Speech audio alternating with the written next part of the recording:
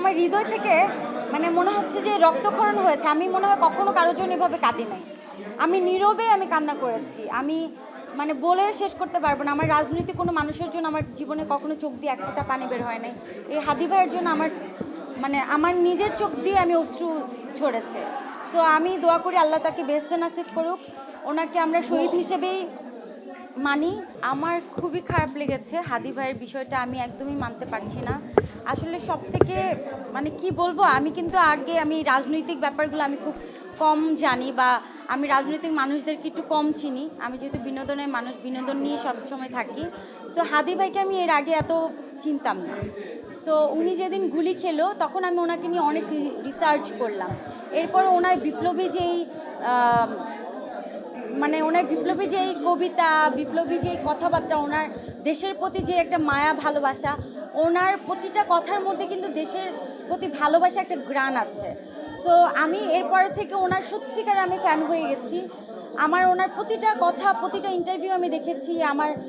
ওনাকে নিয়ে আমি অনেক রিসার্চ করেছি। আমার মনে হয় না ওনার একটা ভিডিও বাকি আছে আমার দেখার। সো এরপরে থেকে আমি এই লোকটা সত্যিকার অনেক ফ্যান হয়ে গেছি। আর আমার হৃদয় থেকে মনে হচ্ছে যে রক্তক্ষরণ হয়েছে। আমি মনে হয় কখনো কারোর জন্য এভাবে কাঁদি নাই।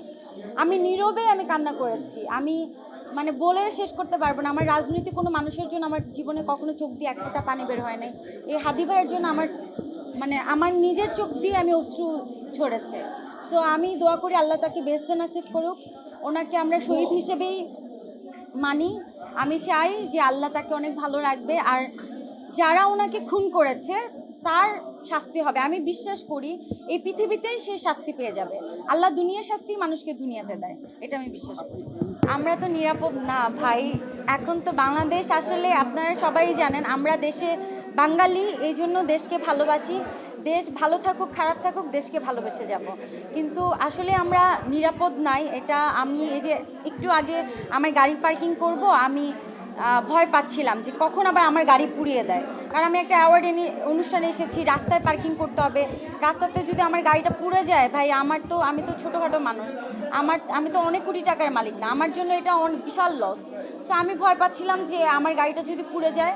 সো আমি আমার হাজব্যান্ডকে নিচে গাড়ির সামনে দাঁড়া করে রেখে আসছি। সবসময় কিন্তু আমার হাজব্যান্ড আমার সাথে আসে। সো আজকে আমি সেই ইনসিকিউর ফিল করছিলাম। আসলে আমি জানি না যে হাদি ভাইয়া মারা গেছে, এটা আমরা সবাই কষ্ট পাচ্ছি। কেউ হয়তো প্রকাশ্যে পাচ্ছি, কেউ প্রকাশের বাইরে পাচ্ছি। আমার মাও কিন্তু কষ্ট পেয়েছে ওনার কথাটা শুনে। আমার মা তো এরকম রাজনৈতিক মানুষদেরকে চিনে না, সে খুবই সাধারণ ঘরোয়া একজন মহিলা। আমার মাও যখন দেখেছে যে হাদি ভাইয়ার মাথায় গুলি লেগেছে, আমার মাও কষ্ট পেয়েছে। সবাই কষ্ট পাচ্ছি আমরা। কিন্তু এখানে তার মৃত্যুর সাথে যদি আরও হাজার মানুষের মৃত্যু হয়, এটা কিন্তু আরও দুঃখজনক।